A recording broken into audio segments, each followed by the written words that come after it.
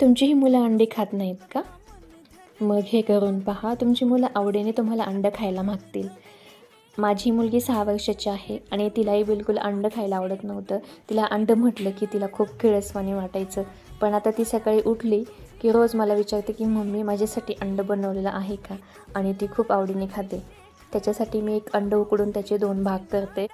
त्याच्यावर थोडीशी धनापूड, थोडीशी लाल तिखट आणि थोडीशी साखर टाकते. साखर कशासाठी तर लहान मुलांना गोड गोड खायला आवडतं, त्याच्यामुळे मी थोडीशी साखर टाकते.